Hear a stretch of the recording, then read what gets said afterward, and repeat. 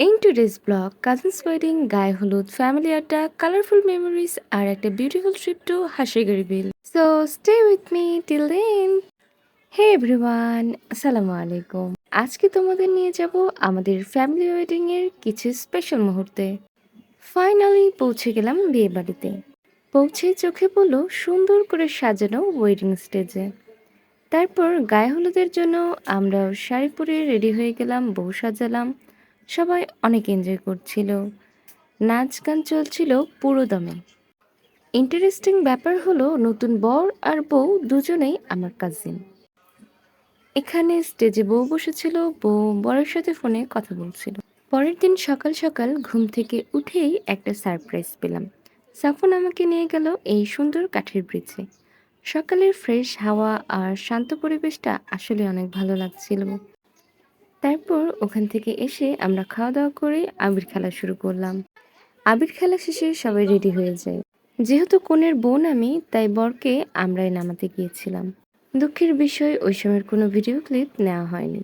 বরপক্ষ একটু লেট করে আসায় তাদের তাড়াতাড়ি খাবার দিয়ে দেওয়া হয়। আর আমরা বোনেরা বরের একটু আলাদা আপ্যায়ন করছিলাম। If you know, you know. আমাদের এলাকায় বরের সাথে যে বা যারা আসে তাদেরকে কুলদারা বলা হয়। আপনাদের এলাকায় কি বলা হয় জানাবেন। যাই হোক, দেখতে দেখতে বিয়ে শেষ হয়ে গেল। সন্ধ্যায় সব খালামণি ভাই বোন ভাগ্নে ভাগ্নে মিলে জমে গেল আড্ডা। আমাদের সবাই আড্ডা দিচ্ছিল, আমরা একটু ছাদে গিয়েছিলাম। ছাদ থেকে এই আনন্দঘন পরিবেশটা দেখতে ভালো লাগছিল। ছোটরাও নিজেদের মতো করে আনন্দ করছিল। গতকাল তারা ঘুমিয়ে পড়েছিল, তাই আজকে ওদের এক্সাইটমেন্ট একটু বেশি ছিল। ওদের এরকম আনন্দ দেখতেও ভালো লাগছে। এখানে পরের দিন কি করা হবে সেই সব কিছু নিয়ে আলোচনা হচ্ছিল। এই যে মনটা ভালো হয়ে গেল। বউয়ের বোন হওয়ার বেনিফিট। সকাল সকাল রওনা দিলাম বোনের বাড়ির উদ্দেশ্যে। যেতে যেতেও আমরা অনেক এনজয় করেছি গাড়িতে।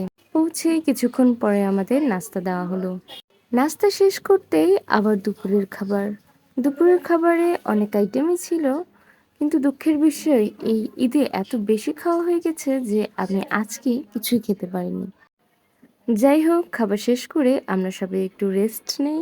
দেন আমরা বের হয়ে যাই হাঁসাইগাড়ির উদ্দেশ্যে, কারণ এটা খালামুনির বাসা থেকে কাছে ছিল।